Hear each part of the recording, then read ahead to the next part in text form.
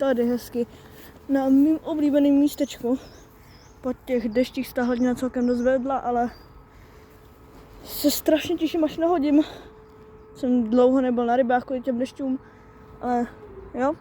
Uvidím se s vámi, až budu mít nahozený první proud, který hodím tam takhle pod ten strom, protože tam jsou, nevím, jestli to vidíte vy, ale jsou tam dost bublin.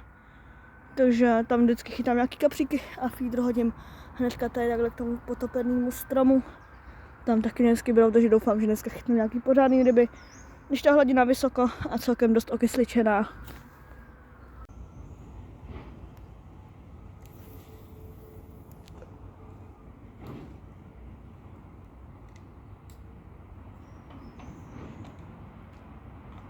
Se zapletl do druhého prutu, to je na tom místě fakt blbý, že ty pruty musím mít takhle u sebe a často se mě tohle stává.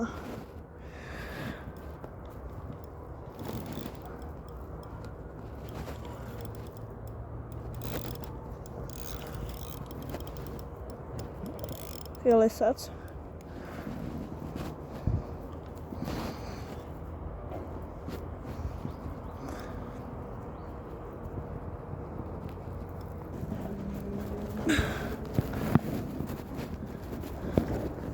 To vůbec není špatné.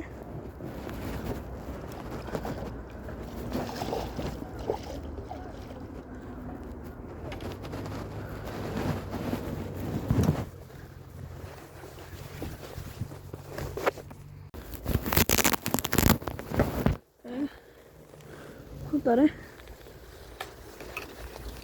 To je fakt velký kapr. Kde to má? Kde to má rychle venku?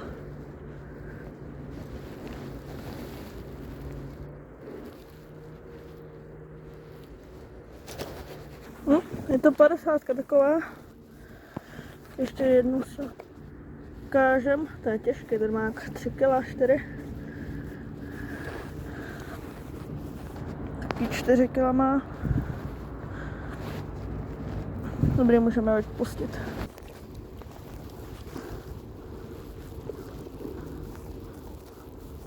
Takový bráško, hezky vysoký, pěkně. Pojď. Už plave.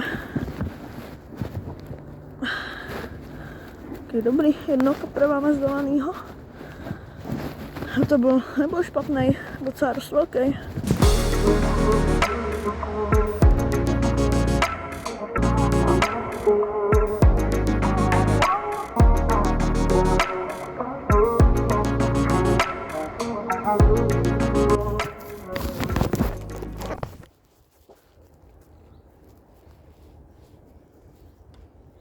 To je další kapřík. On něco menší už. Nezavučal tam na těch větví. Jsem ho tam tak nějak dostal. Nevadí ten prut. Potřeba dostat ideálně tam na tu pláž.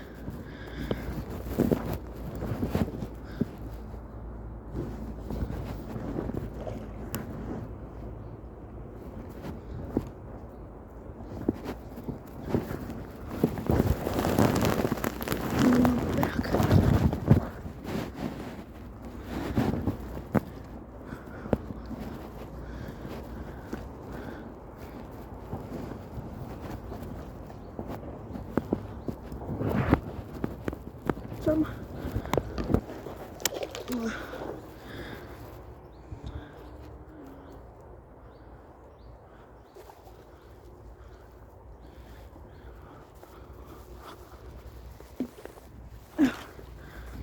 Mám ho.